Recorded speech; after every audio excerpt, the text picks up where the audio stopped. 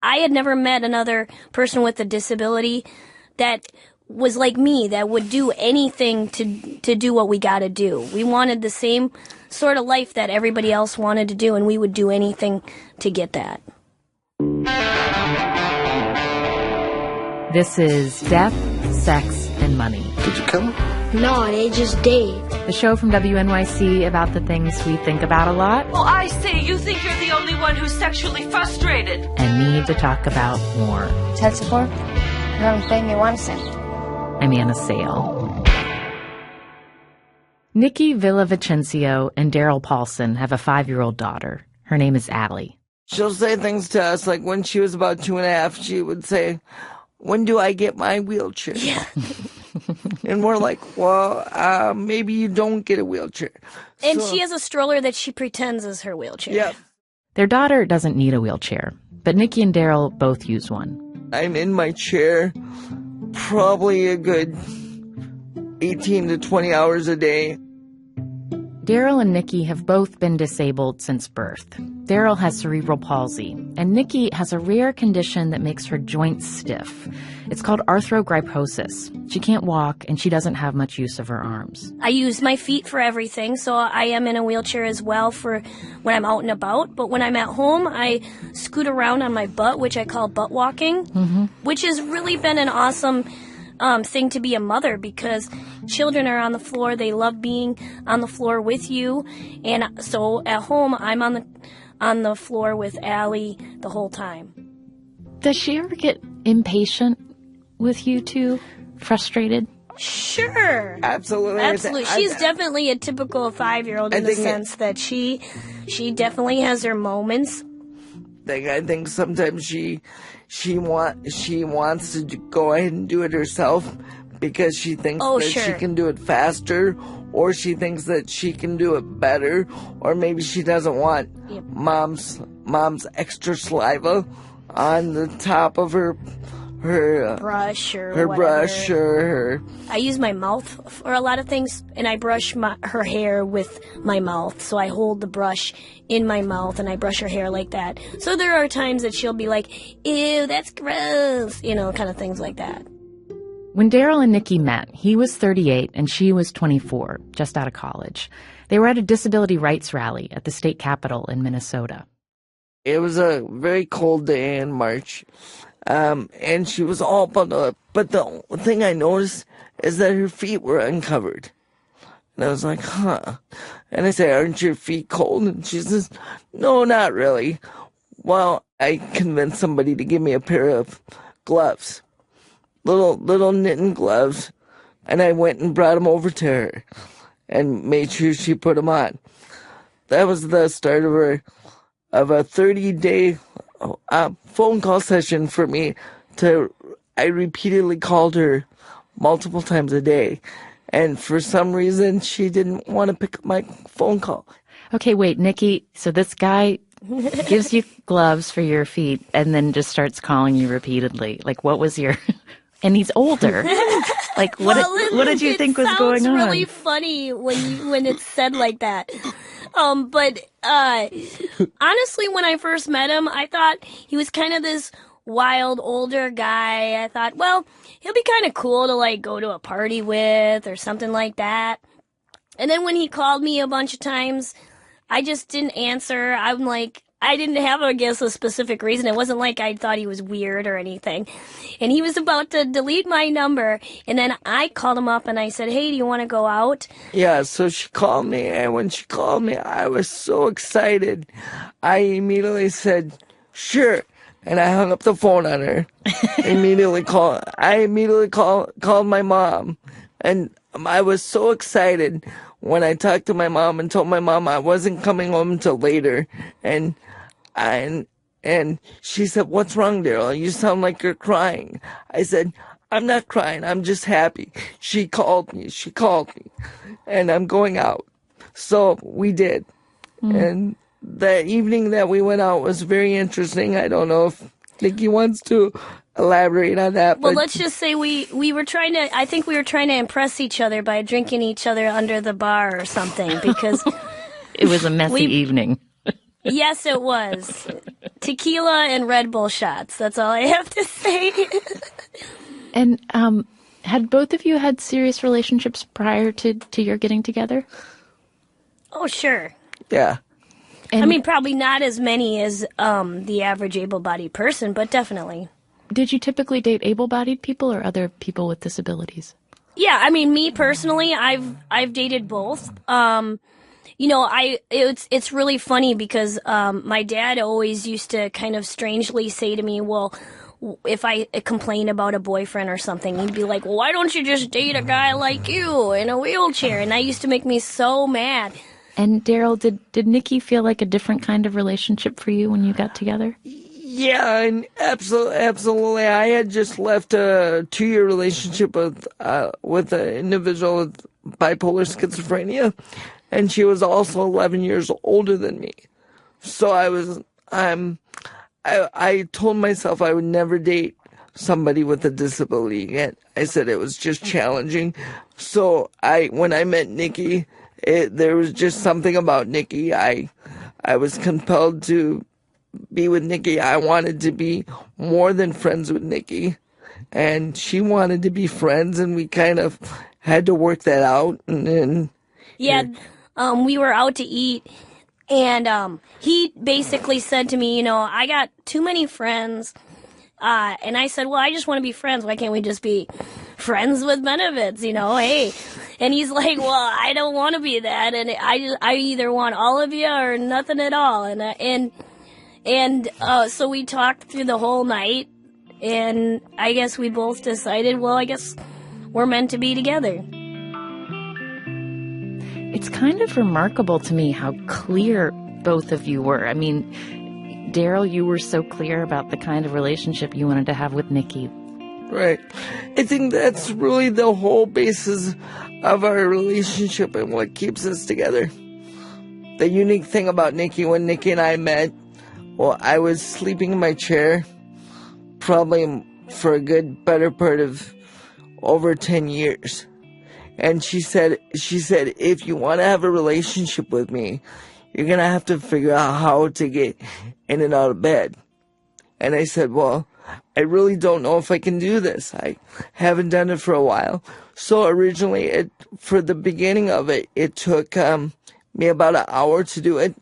And now I think I got it down to 10, 15 minutes Wow. on a good day. Nikki, why was that important to you? To be honest, I just felt like if this relationship was going to go where we both wanted it to go, that's where it would have to go. That you would have to be able to sleep beside each other. Well, yeah, definitely. When you first got together and when it became serious, did you talk about becoming parents together? Was that something that you envisioned together?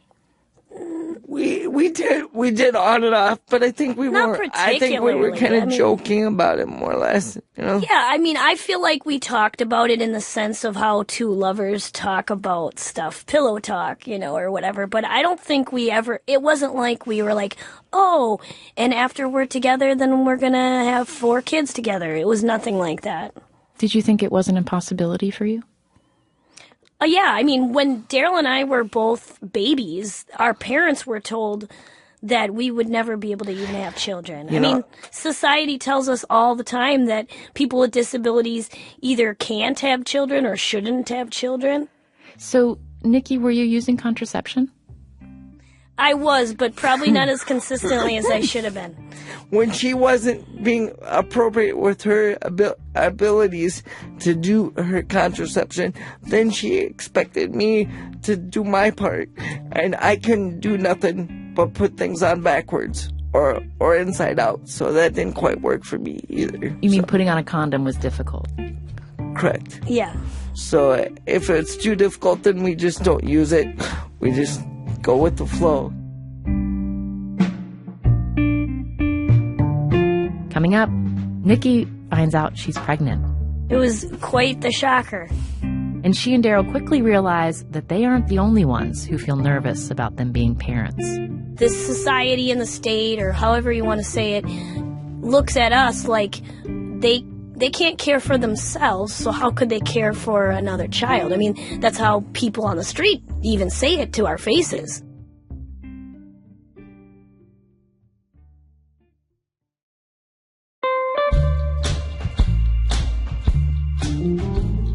We first heard about Nikki and Darrell from journalist Kathryn Joyce, who met the couple while reporting on pregnancy and disability for Cosmo's website. Kathryn traveled to Minnesota to spend time with them and to meet their daughter, Allie. From a young age, she learned how to crawl into her parents' lap in their wheelchairs, and they have embraced a whole kind of range of adaptive parenting methods. Is there one thing that you noticed them doing that you were like, wow, that's ingenious? Nikki uses her feet for most functions that I would use my hands for.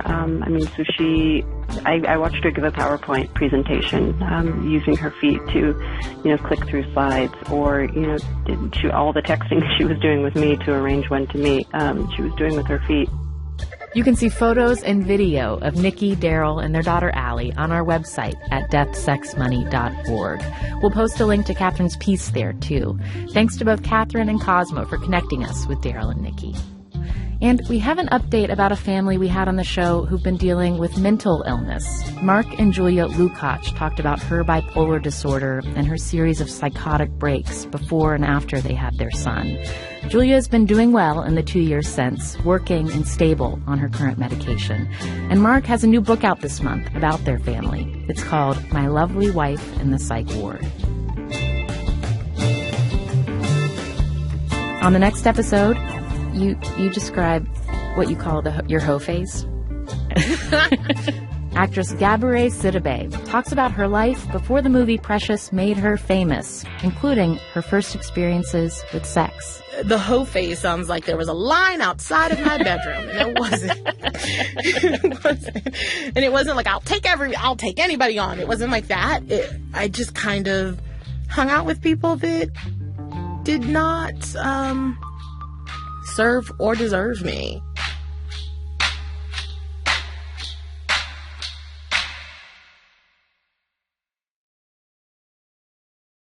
This is Death, Sex, and Money from WNYC. I'm Anna Sale. Both Nikki and Darrell make money doing advocacy work for nonprofits. They also both receive federal disability payments, and their county benefits cover home health aides who assist them with things like bathing, dressing, and making meals. 6 years ago, Nikki's aide also helped her take a pregnancy test. And we're doing the pee test in the bathroom, and it turned right away. So it was like, yep, I'm pregnant. Did the two of you, was there any ambivalence about it? Was there any part of you that was like, maybe this isn't a good thing? Absolutely. I think it was a scared feeling. It was not that this wasn't the right thing or this wasn't the right feeling, but it was a scared thing. What do we do next? Right. I would say we weren't ambivalent. We were shocked. Not that it would be a bad thing, but like Darrell said, what do we do next? We had to change the ideals of some of our family members even, that this was going to be an okay thing. Did you have family members say, maybe it's not wise for you two to become parents? No. I don't think they would ever say that to her face. I do know that my mom had reservations about it. My mom had lots of reservations about a lot of things. But the one thing that we knew that my mom was supportive of us with is that we have a cat. And we've had this cat for 8 years or whatever. She used to say, well, if we can keep the cat alive for a year, I know you guys can be parents. So we've kept the cat alive for a long time. We became parents. Nikki gave birth to their daughter in March of 2012. She left the hospital after 5 days. She jumps in the wheelchair, and I didn't quite jump, but... Well, not jump. I guess she didn't jump in the wheelchair. She scooted in the wheelchair, and... Very slowly. It was very painful. I imagine and it was you had a C-section, Nikki? Yes, I did have a C-section, and the thing about it is, I don't know if you had one or not, but... I did. Most of my strength is in my torso. Yeah, I was thinking it must have been so painful to move, if that's the way you move. Right. And that was the challenging thing going home as well, is that I was kind of stuck in bed for a while because of the muscle still healing. And then when we went to try to ask for more care from the county because of that, they denied us extra care for it, because my wound technically was healing properly. Because it was taped shut. But never mind that I couldn't hardly move and I had to take care of this brand new baby. It was a huge learning curve for everybody around us to try to figure this whole situation out. And breastfeeding was a challenging thing. I ended up breastfeeding her for almost 2 full years.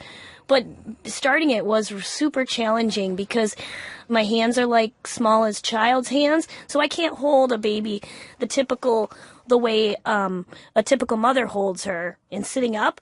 So the first positions that worked for us was like laying down side by side. And the baby doesn't know what's going on either. So you're both like trying to figure it out. Did you ever feel like the state might be concerned about whether you were going to be safe parents for a baby? Oh, absolutely. We've always felt that. Yep. And we made sure that we volunteered to be in this program that was for at-risk families. So, and so what that meant is we had a home nurse come to our house and weigh Allie and measure her, and then also give us child development skills to learn. And we did this almost 2 years. Yeah, 2 years of Allie's life.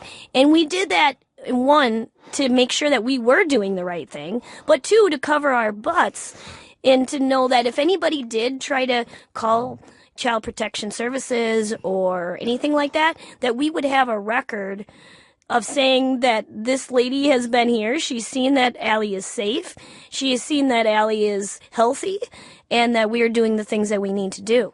Did anyone tell you that it would be smart to create documentation about how you were performing as parents, or is that something that you knew?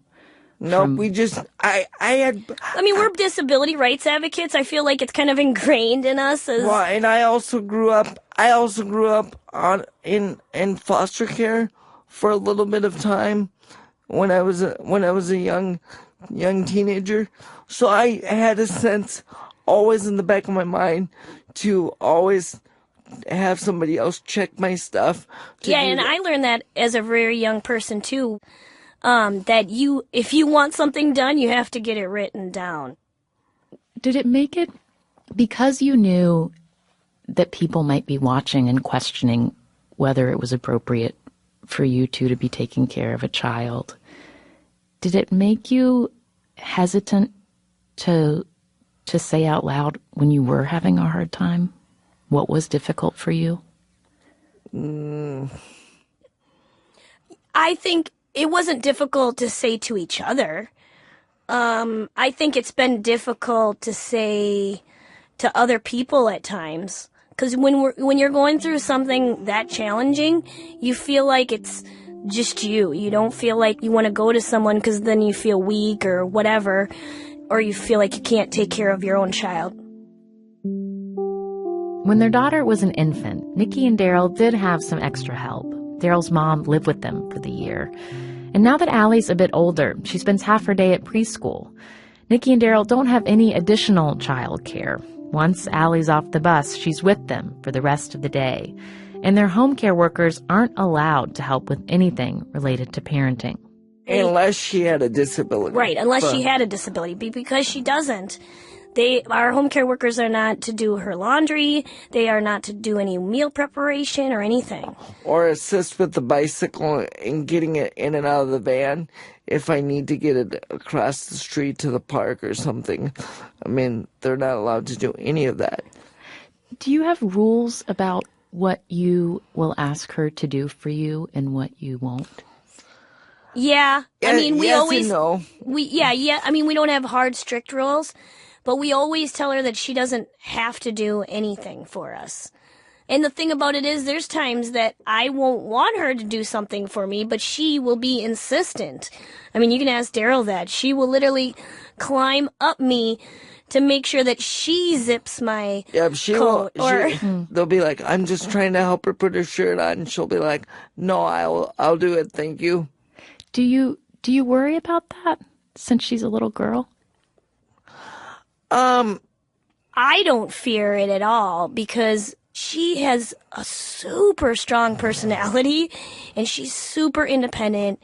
And so I guess I feel like, and I'm sure other people would feel differently than I do, but I feel that I don't worry about those things because she is very good at telling me what she does and doesn't like. Yep, there's times when she'll be like, no, Mom, I'm not doing that.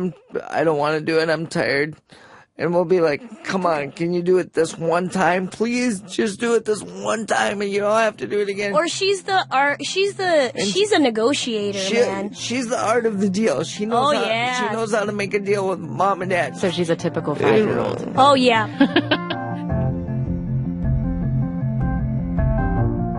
Nikki and Darrell have been together for 8 years now, but they've never gotten married. Not legally, no. And why have you made that choice? Well, it's not a choice.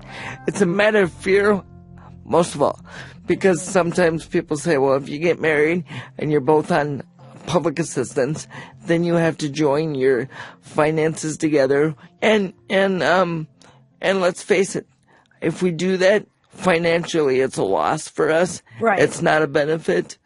So, I mean, we already know we love each other. We already know that we're together because we choose to be together. So, I mean, sure, I'd love to marry Nikki someday, and someday we will do that because as Allie gets bigger, she wants to be a flower girl. She wants to have the opportunity of throwing the petals down the aisle. And do you remember the first time your daughter realized that her parents were different than other parents? I think she's always known that we were different. Yeah, that's kind of an interesting thing because she talks about it. One day, this just blew my mind. She said to me, Mom, I have a disability. And I go, what? I go, no, you don't. She goes, yeah, I do. My disability is that I can't use my feet like you do. Because she was trying to pick something up or do something with her feet. How old was she when she said that to you?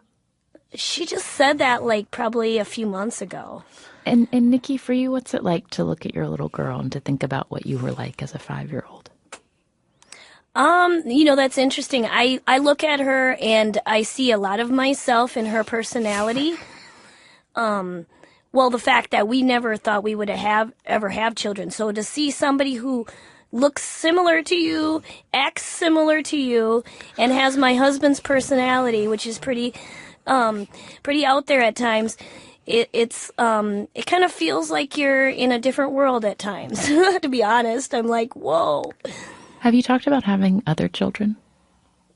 Yeah, we have. Everybody asks us that, and I always say, nope, I'm good with the one, and I'm sure Darrell would like another, but I'm not gonna push Mom on that. I mean, it's Nikki's body. It's her choice. It's her.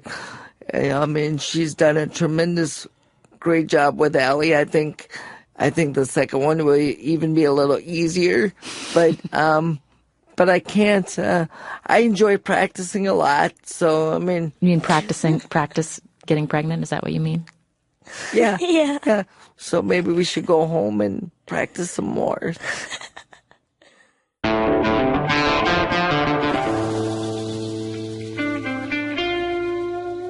That's Darrell Paulsen and Nikki Villavicencio.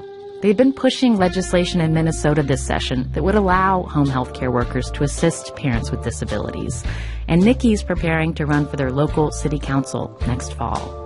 The Cosmo piece by Kathryn Joyce has even more reporting about parents with disabilities and the particular challenges they face, from finding doctors who will provide care during pregnancy to keeping custody of their young children. Watch our Facebook page this week for a link to that story.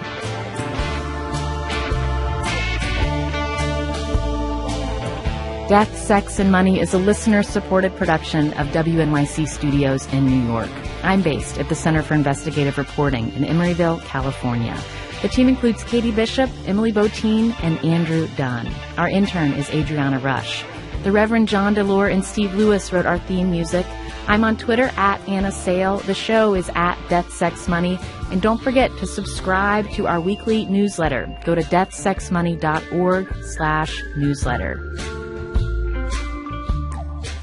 Nikki and Darrell have not always had all the help they've needed, but they've spent their whole lives coming up with creative ways to solve problems. If we want to open up a jar of pickles, sometimes we go across the street to the regional trail that's across the street from our house and have somebody on the trail open it for us. There's someone who's hiking by? Yep. Yep, we've done that multiple times. Hey, can you open this for me? Yep. I'm Anna Sale, and this is Death, Sex, and Money from WNYC.